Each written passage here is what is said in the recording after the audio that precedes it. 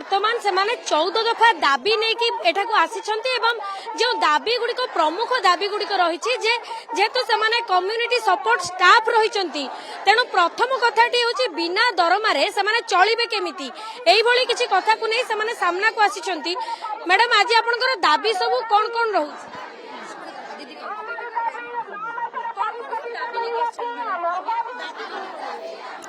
दाबी रोचे आमर स्थायी नियुक्ति प्रथम कथा। द्वितीय कथा होची हमको अकाउंट पे करा जाऊ। तृतीय कथा होची आमर जो 5 वर्षीय स्कीम रही तार उच्छेद करा जाऊ।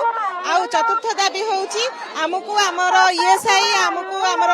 जो इंश्योरेंस सब प्रदान करा जाऊ। आउ हमको जो आमर बकेया दरमा अछि ताको 100% हार रे प्राप्त करा जाऊ। मैडम पूर्व सरकार रे 3 मास धरी दरमा पाइलेनी एई चलित सरकार रे मध्ये आपण 6 मास धरी की दरमा पाइलेनी केमते चलुचंदी आपण माने सेही तो होची दुख आ परितापर विषय। वर्तमान आमर भौणी माने अनेक भौणी माने जो माने की दादन खटिबा को गलेनी सेमानकर सेही भली अवस्था शोचनीय बोली तो आज एइथरे एई कैडर भाबे नियुक्ति पाई कि 5-7 हजार टंका रे काम करूछंती। जदि सेहीटा भी बंद हे जिवो ताले सेमान जीविका जीवन ऊपर किभली प्रभाव पकोथबे एटा भी सरकार टिके चिंता करन। नियत भाबरे 6टी कैडर रो विभिन्न महिला रहिचंती तबे माने बैंक मित्र प्राणी मित्र एई भली भाबरे विभिन्न काम करंती। मैडम ए जो दाबी नै कि आपण माने आज आसीछंती लोअर पीएमजी को आशा करूछंती सरकार सुनिबे आज्ञा आमे सरकार को पूरा मैडम एति के आशा विश्वास भरोसा रखी कि आज समस्त 60,000 महिला राजरास्ता को आसीछु। आम सरकार को एति की विनोद से आम पिला को दरमा करि दियतु 9 मासर दरमा में पाइना मैडम 9 मासर दरमा सांग को अन्य गोटे कथा अछि आपण स्थायी नियुक्ति रो कथा कहउचंती एवं ता सहित ए जो ईपीएफ ईएसआई भली कथा कहउचंती। आज्ञा मैडम हमर तो स्थायी नियुक्ति निहाती दरकार जो पॉलिसी आइछि से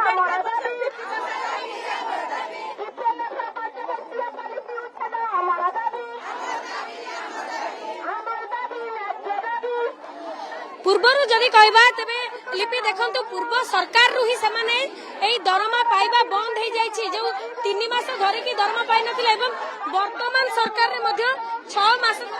दरमा मिलिनी अर्थात मोटा मोटी भाबरे 9 मास धरि की समाने दरमा पाइ नाहंती एवं गुरुत्वपूर्ण कथा होछि समाने स्थायी नियुक्ति रो कथा कहउचंती ईपीएफ ईएसआई रो कथा कहउचंती जेमिति सबु कर्मचारी को दरमा मिले सेही भली भाबरे दरमा मिलु बोली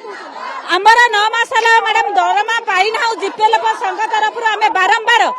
सरकार को आमर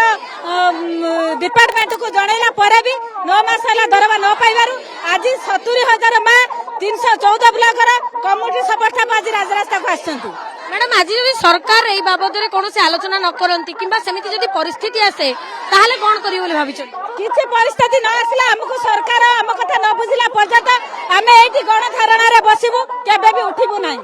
आपण कोन काम बंद करिके एठी धारणा रे बसिबु काम बंद करिके जीपीएल पुरा आमे आसीजु केते दिन जाय एमती काम बंद करियो पर्यंत सरकार हम कथा न सुनिचंती से पर्यंत आमे काम बंद करके जीपीएल ताला पकेके आज आसी राजरास्ता रे बसिजु।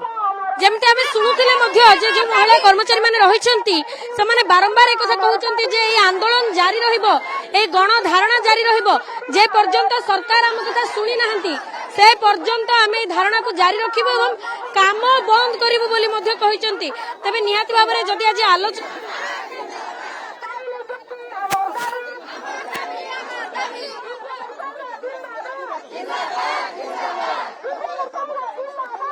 निहाती भाबरे जेमिति वर्तमान गण धारणा चलीछि सेमाने गोटे चेतावनी मध्ये दउछंती सरकार को जदि सरकार न सुनंती ताले आगामी दिन रे सेमाने एई कार्य बंद करियो बोली मध्ये कहिसंती। आपण देखुथिबे वर्तमान हुळुहुळी देई लोअर पीएमजी रे सरकार को निकट को जाउछंती सेमाने। मैडम सरकार आज सुनिबे आशा करूछंती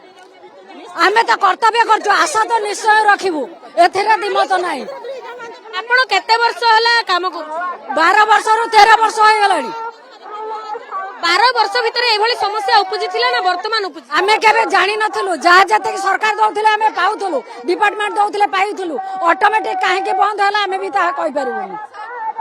एई जो दरमा मिलुथिला दरमा आपण कहउचंती जे दरमा मध्ये नियंत्रण रहउची जो दरमा मिलुची आगामी दिन रे दरमा मध्ये वृद्धि करा जाऊ ईपीएफ ईएसआई दिया जाऊ एई जो कथा गुडी को आपण कहउचंती एटा को सरकार केमिते देखियो बोले आपण भाबुची प्रश्नटा बुझी पाइलेनी ବର୍ତ୍ତମାନ ଯୋଉଭଳି ଭାବରେ ଆପଣ ଦାବି ଗୁଡିକ ରଖିଛନ୍ତି ନିୟମିତ କରିଦେବା ପାଇଁ ଚାକିରି ଚାହୁଁଛନ୍ତି ସରକାର এই ଦାବି ଗୁଡିକୁ କେମିତି ଦେଖିବେ